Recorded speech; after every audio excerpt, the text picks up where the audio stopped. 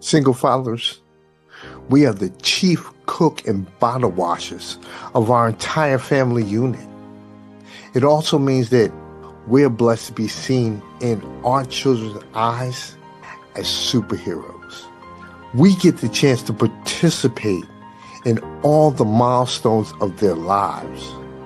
Now, the single fathering experience, it may be difficult during that parenting journey. The benefits, they greatly outweigh the challenges. Coming back to see another episode of Navigating Single Fatherhood. I'm here today with Mr. Terraine LeBeau Brown.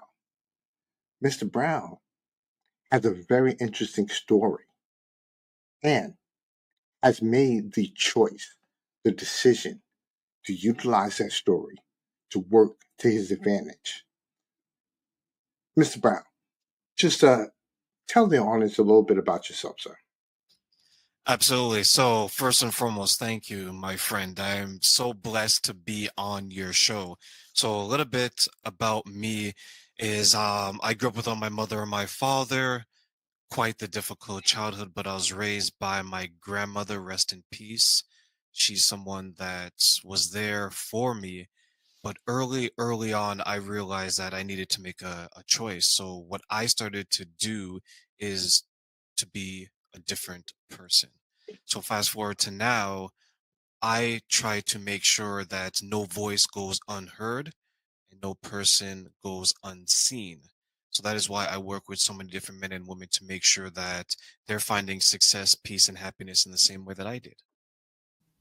A lot of single fathers, they don't realize the grounded nature of a relationship and the fact that they are jaded by their former relationship.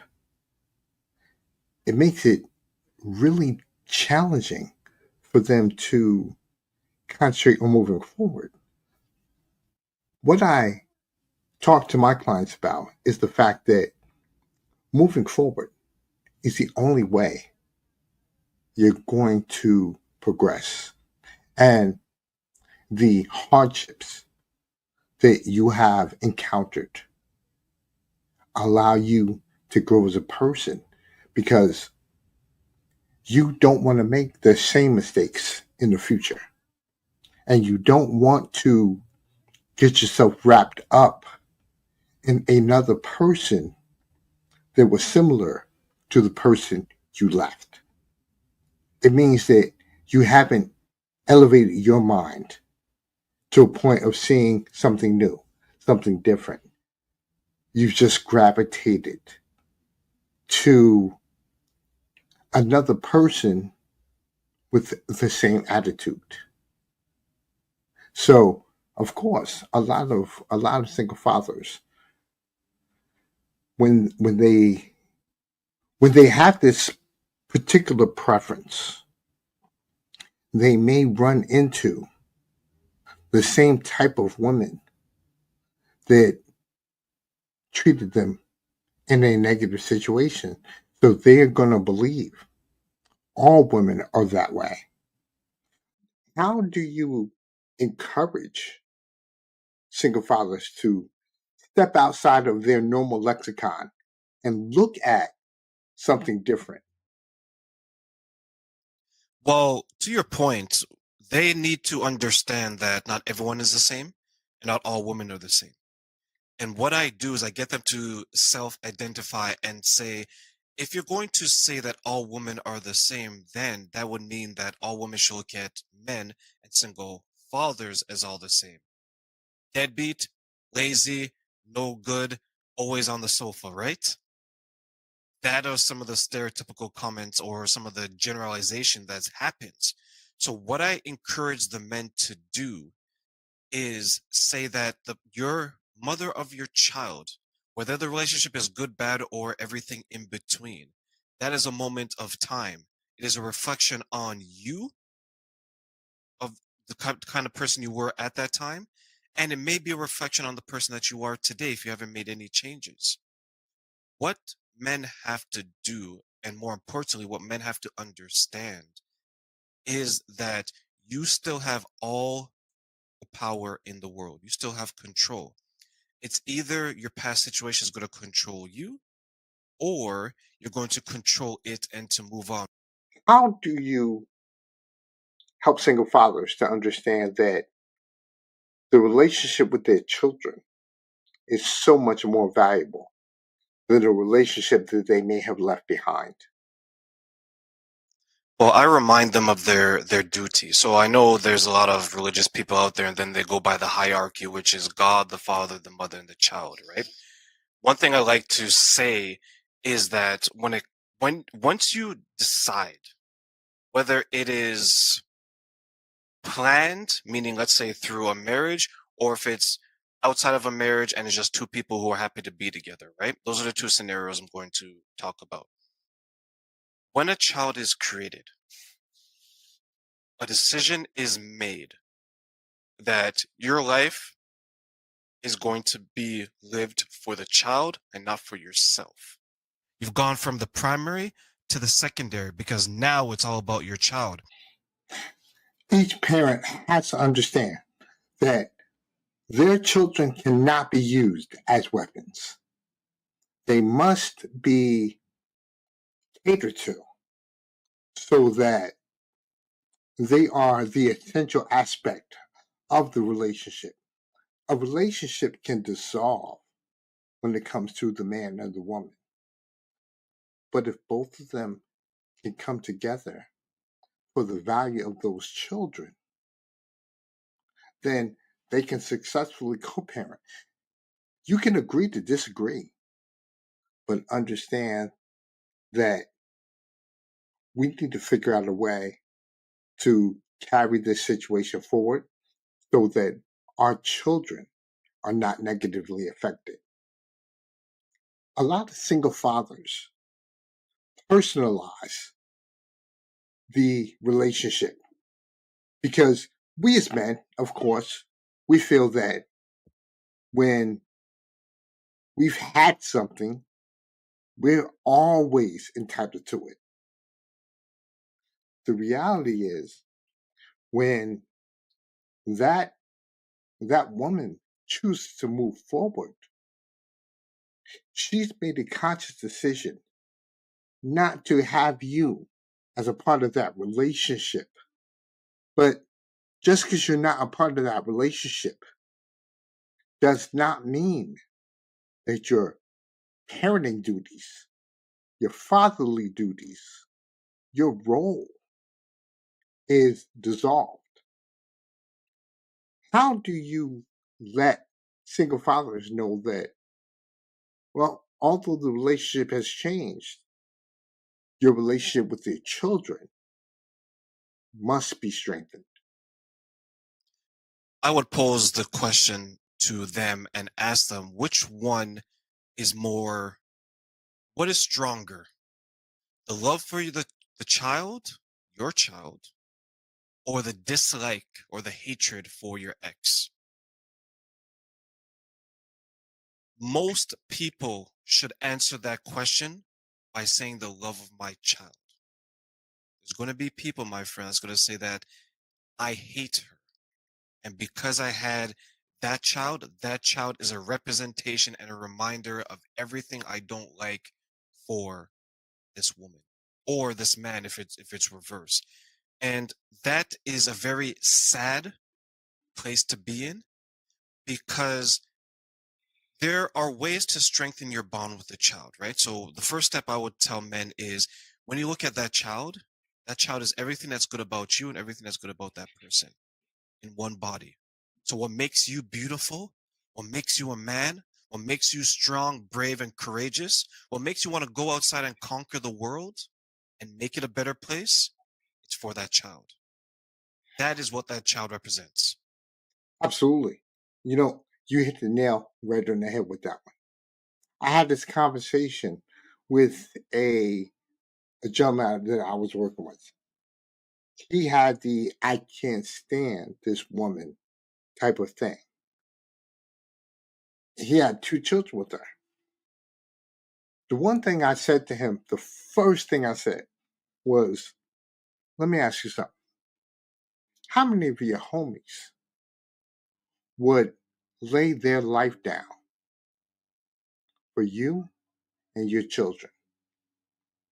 And I said, whether you love or hate this woman, she did that for you and your babies. She had a child at the risk of her own health in order for your seeds to be born.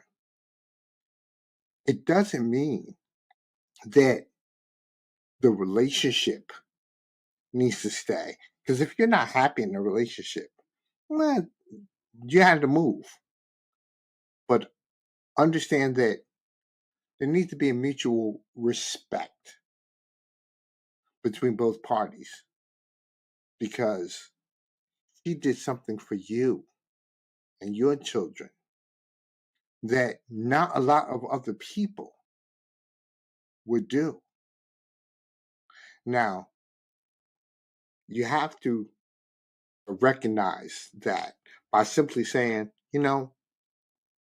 I do appreciate the fact that you potentially gave your life to make sure that my babies came into this world. I thank you for that.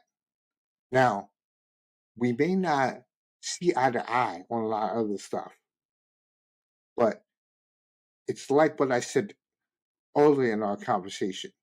You have to raise your emotional intelligence.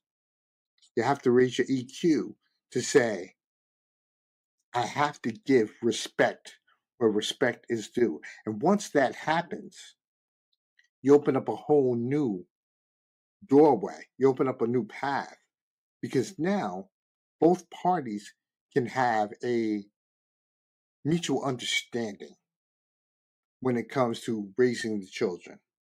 Would you agree with that? I will. I will, because it takes it if it's going to take two to create, it's going to take two to raise, right? And there's always there's always going to be a group of people that they can't get along, and that's perfectly fine. But let's put them to the side for a minute, right? If you're in a relationship, men, and it ends, and there's a child or children involved, that's the dissolving of one relationship. That's between you and the person who created the child. That doesn't mean your relationship with the child has ended. And I think that's where a lot of people, especially men, think because Jane and myself, we're together, we have a child, it ends. She takes a child in her home and I'm still in my home. So what do we think? Out of sight, out of mind. So initially we're like, you know what? I don't see the child every day. So you begin to drift apart. You may have visited, you may have called, but now you're like, you know what? The child is always over there. I need to go live my own life. And you forget about the child. Sometimes it's not even intentional. Sometimes it's just the way it is because it's not top of mind. But it is your duty. The information is clear. Both parents are needed. You're doing yourself a disservice and the child when you don't show up because all that child wants from you is to show up. And then you figure it out along the way. That's interesting when you're in a two-parent situation, co-parent situation. But what do you say to a father who has lost their significant other and they have to do everything on their own? They are the chief cook and bottle washer. They are 100% of the entire circumstance. How do you encourage them to understand that although they are doing this on their own, they have an incredible set of abilities that they can utilize and strengths that they can adopt, that they can filter to their children? How do you cascade that information to them? Well, first and foremost, my condolences to every father out there who's lost a loved one. It is very difficult, and I know that their memory is going to live on through you. And preface this and say that in that exact way, because if you're a father, if you're a man, you lost your partner and you have to raise that child by yourself, you have two things that you can do. You have two areas we can draw strength from. Your partner, your spouse, your loved one, your whomever you want to call her, whatever name you use to describe her term of endearment. You know how you're going to raise that child to be the very best child in the world?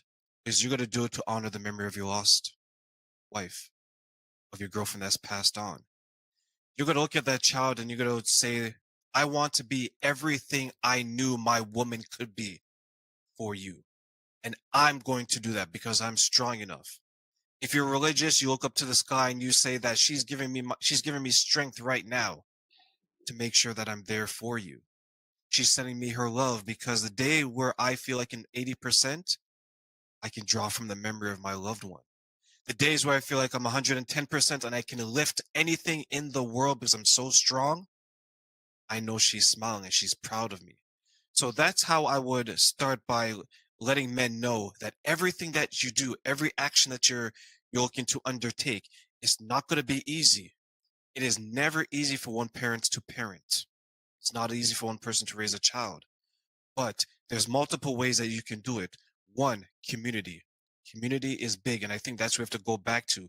It still takes a village to raise a child. It's just, is the village inside your house? Is it in your neighborhood? Or is it within your city? You have to figure that out. Two, if you're a widower, pull from the strength, from the memory and the love of your past loved one, the one who is no longer with you, the one you're going to draw strength from. And three, surround yourself with people who've done it right, people who are successful. Learn from others. It's okay. There's no shame in the game. One of my friends, she has a parents group. Once a month, they all meet together. They all share experiences, insights, what is working, what isn't working, what has changed. And they welcome new mothers. They welcome new fathers. And they say, you know what? I wish I knew this 5 years ago because this is what I learned today. Share the knowledge. Those are the three things that I would tell fathers, especially those who have lost their spouse. Understanding that you really do have to look within yourself, and then you have to understand the legacy that your loved one left behind and draw strength from that as well. So that is a very good point, Terraine, because when a single father is navigating that particular challenge, they're still dealing with the emotional backlash of the loss, the mental backlash of the loss. And then at the same time, they are dealing with learning how to become a nurturer, learning how to do all the things that their wife used to do.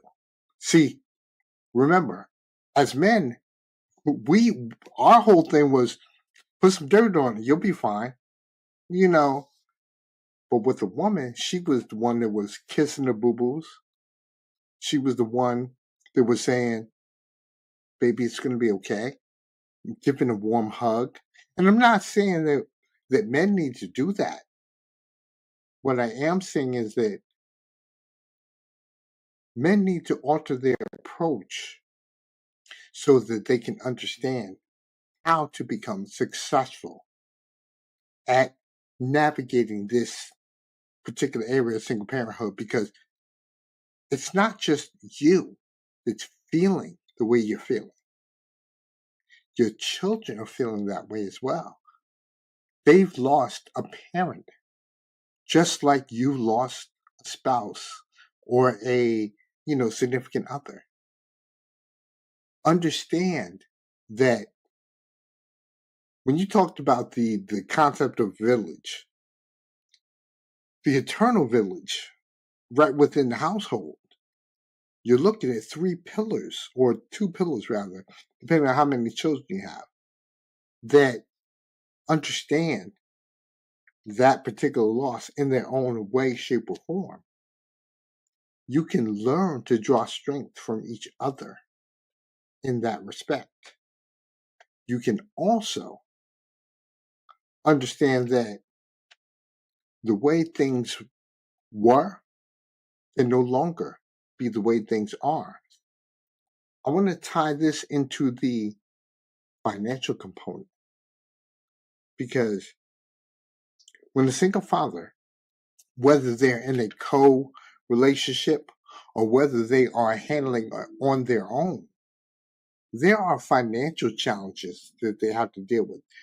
When you're co parent, for instance, a big thing is dealing with child support and figuring out where that proper number is. I tell the single parent men that I work with, don't worry about where the money's going. Don't worry about it. As long as your kids are not being dressed in rags and your ex is driving a Benz and going out to eat every night, don't worry about it. Understand that she's going to take some liberties with that particular portion of income.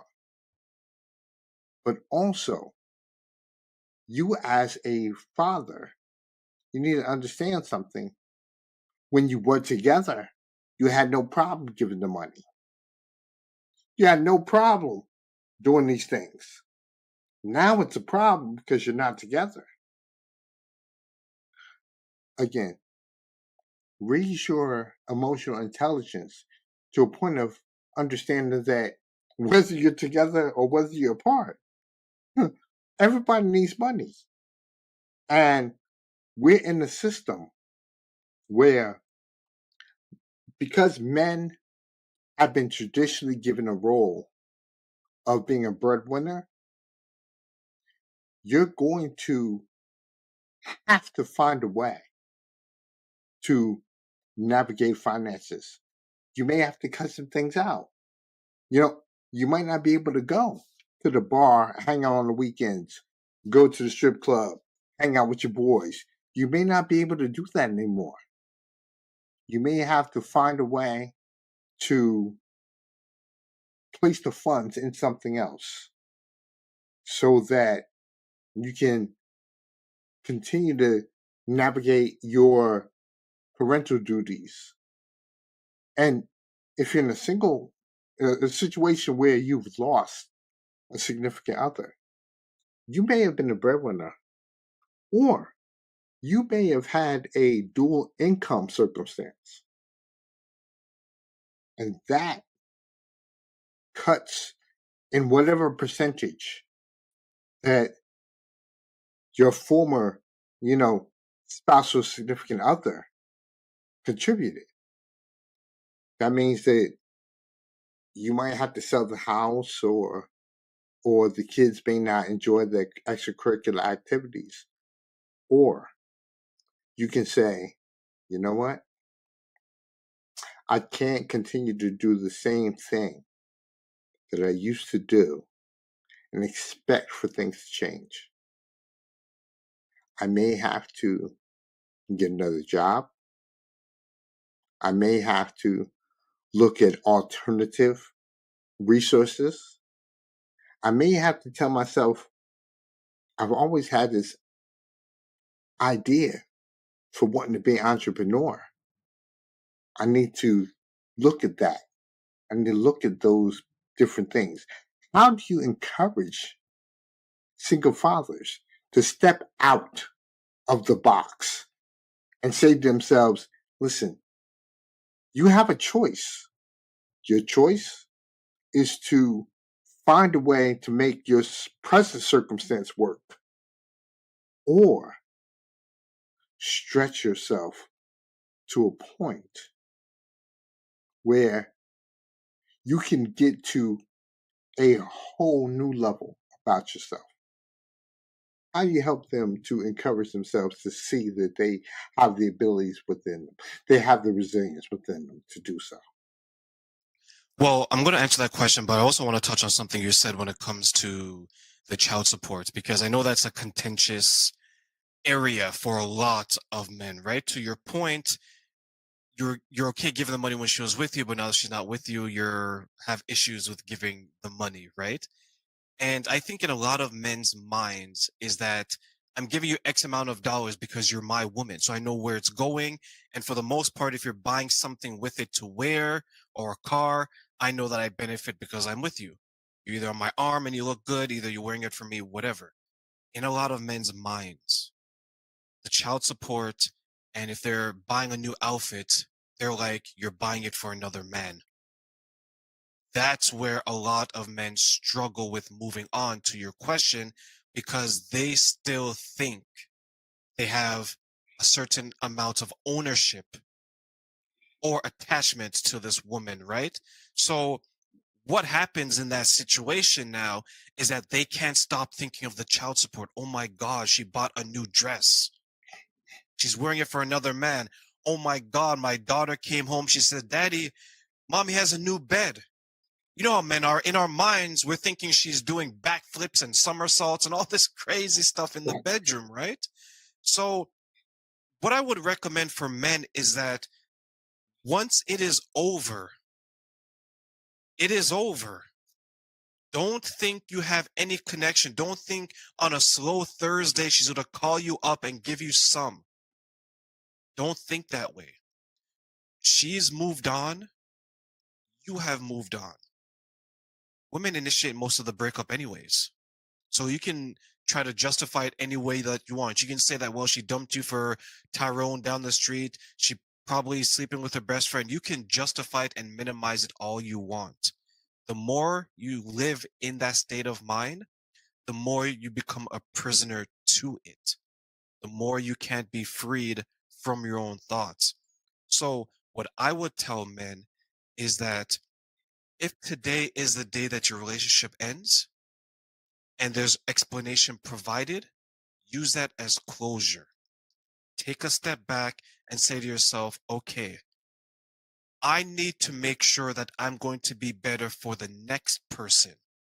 Because if I don't resolve this situation over here, I know that I'm going to be worse for the next person. And if I'm worse for the next person, my child is going to pick up on that.